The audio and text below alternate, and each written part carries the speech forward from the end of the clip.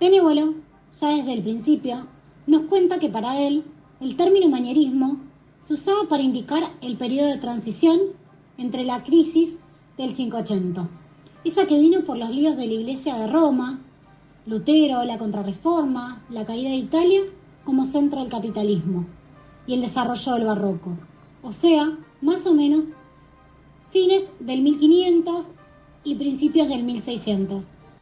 La gente de esa época empezaba a ver cómo el ideal clásico estaba pasando de moda, o mejor dicho, se alejaba con el pasar del tiempo. Una vez terminados estos asuntos controversiales entre los estados europeos y las iglesias, se inician puntos de partida de la acción práctica manierista, para actualizar o modernizar un poco lo que habían dejado los renacentistas. Lo que hicieron los manieristas fue disminuir la rigidez de los cánones teóricos a través de las prácticas y los múltiples experimentos.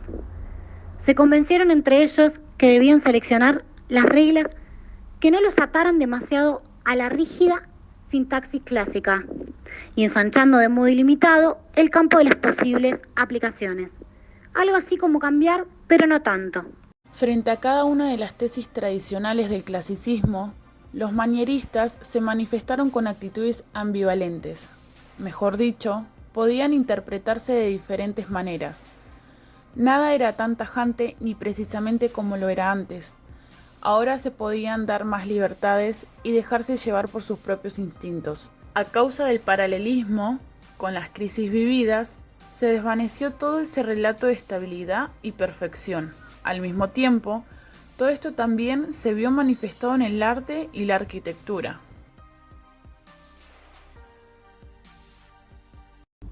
Y acá nos ponemos más específicas, porque los manieristas ya no consideraban la unidad del lenguaje como una meta.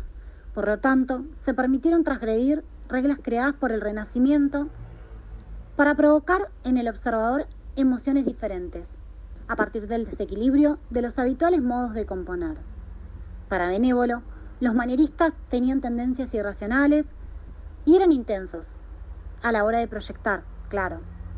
No creemos que esté haciendo referencia a sus personalidades, ¿o sí?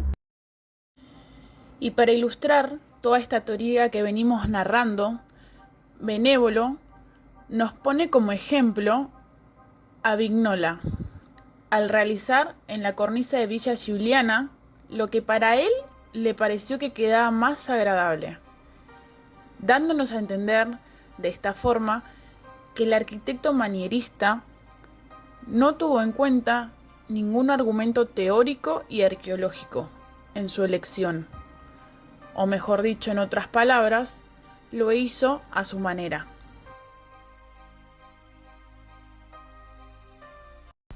Todos estos agregados estéticos de los arquitectos manieristas los pudieron llegar a hacer porque ya no debían atenerse a un sistema de reglas, como pasaba en el Renacimiento. Tampoco debían ser genios, creadores como sus antecesores. Ahora podían ser simples profesionales sin la carga de ser un artista excepcional. Comienza a haber una separación entre las tareas de los arquitectos, pintores y escultores, que empiezan a especializarse en cada una de sus disciplinas, cosa que en el Renacimiento no se daba. También se logra un lenguaje común pero acentuado de las características locales.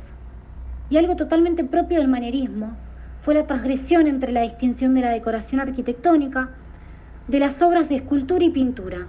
Estucos y grabados van en las fachadas de los palacios reemplazando completamente la función de los elementos arquitectónicos, como por ejemplo Jacopo Contorno con su fresco Visitación, una pintura casi musical.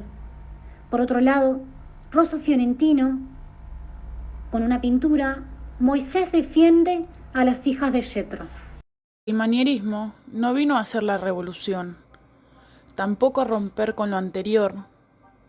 El manierismo fue una etapa ambivalente, tibia, para nada transgresora tampoco. El manierismo fue una especie de afeite para darle una pequeña vuelta de tuerca a las reglas del Renacimiento. Cambios estéticos en las fachadas, según el gusto del arquitecto, apelando a la emoción del espectador, separando entre el pintor, el arquitecto y el escultor, sobre todas las cosas.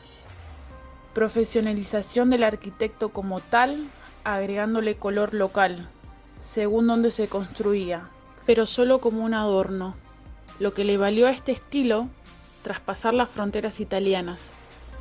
Generó un repertorio propio, pero no desde las reglas, ni desde los tratados, ni desde las tesis, sino desde lo ornamental. Se construyó como un movimiento bisagra para lo que vendría.